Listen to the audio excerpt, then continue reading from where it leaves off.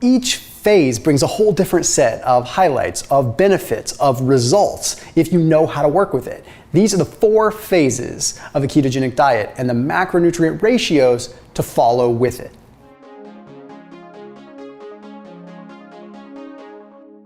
Doing a keto diet to really get optimal body composition results can be divided into 4 phases. And if you kind of rotate through these phases properly, ending up in maintenance, you can have some really good results. I'll outline it at a high level here really quick. Phase 1 is induction phase or indoctrination phase, where you are trying to get your body to utilize fat a little bit better.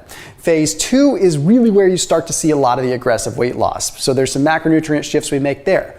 Phase 3 is the pre-maintenance phase, where you are kind of gearing up the body to get into maintenance mode. And then lastly, the 4th phase is the maintenance mode itself, where there's some specific surging of fats, where you have more fats in and then less fats that are going to allow you to get more out of it. Now, this isn't just me talking. A lot of this is my own anecdotal experience from 10 years of keto, but a lot of it is heavily rooted in science, and a lot of it is also heavily rooted in Dr. Jeff Volek and Dr. Finney's research, which we'll talk about a little bit. But you're not here for scientific gobbledygook. You're here for pragmatic, practical, actionable steps. So let's talk about this. Phase 1 is the indoctrination phase. And most people out there are going to tell you, you need to eat a bunch of fats when you first start keto because you're trying to get your ketone levels super high.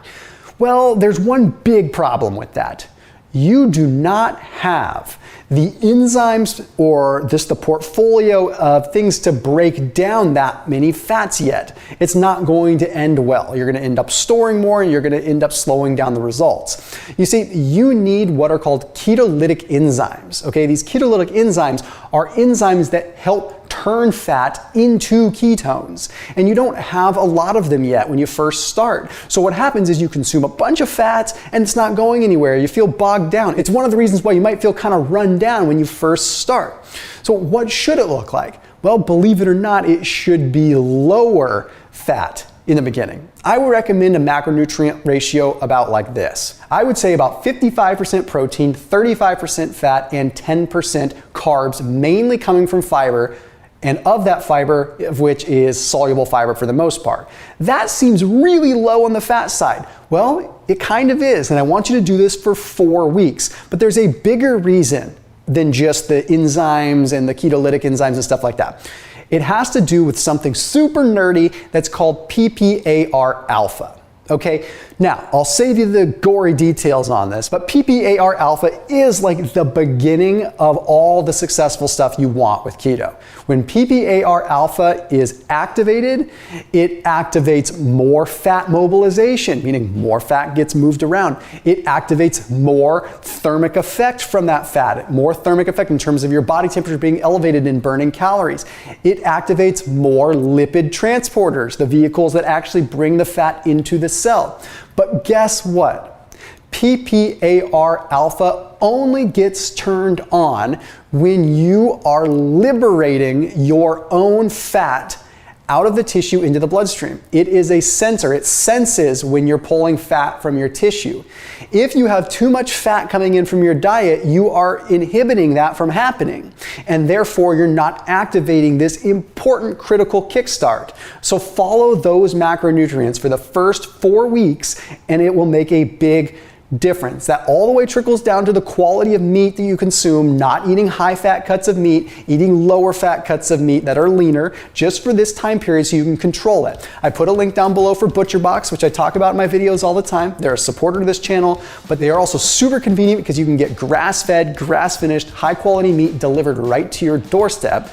Don't have to go to the grocery store, don't have to deal with lines to get into the grocery store that we have to deal with these days, but also it's just economically, it just makes sense. You're not having to spend money to go to the grocery. It's just awesome because it's just well-rounded. It's perfect. One of my favorite things to do recently is if I'm traveling, if I'm going somewhere, I'll order a box ahead of time so that it shows up roughly during the time period that I'm there. But I also put myself on kind of a monthly thing. So it just shows up. It's just super convenient. Special links, special access for those of you watching my videos down below. So phase 2 is where we can increase our fat intake a little bit more. Okay, I would say not a ton more. I would say at this point you go do about 50% protein, about 40% fat and 10% carbs. So you're reducing protein a little bit and increasing fat because now you at least have the ability to utilize that fat a little bit better. But I still like most of your overall energy or your ratio as far as that's concerned coming from protein. But one of the big things that you can do during phase 2 is I want you to increase your activity. Phase 2 is what I consider the activity phase. Your body is in prime weight loss mode right now. This is where the bulk of the actual fat that you're going to burn happens. The first phase, you burn some fat, but it's also fat that you burn that might come back really easily because your body hasn't readjusted to that or hasn't calibrated to that as the norm. So this phase 2, is the magic phase. 4 weeks of this phase where you increase your activity, exercise as much as you want, try to get that in there while still keeping fats relatively low. Then after 4 weeks of that, you move into phase 3. And we call phase 3, or Jeff Volek and Dr. Finney call phase 3, the pre-maintenance phase. Weight loss starts to slow down during this period, and that's somewhat normal. This phase is only going to be for 2 weeks, okay? And with this phase, you want to still keep it between 45% and 50% of your calories coming from protein, and you want about 40 or 45% of your calories coming from fat, and the remainder, again, coming from carbs, from veggie sources and things like that. Now, with this phase, you kind of go into a holding pattern.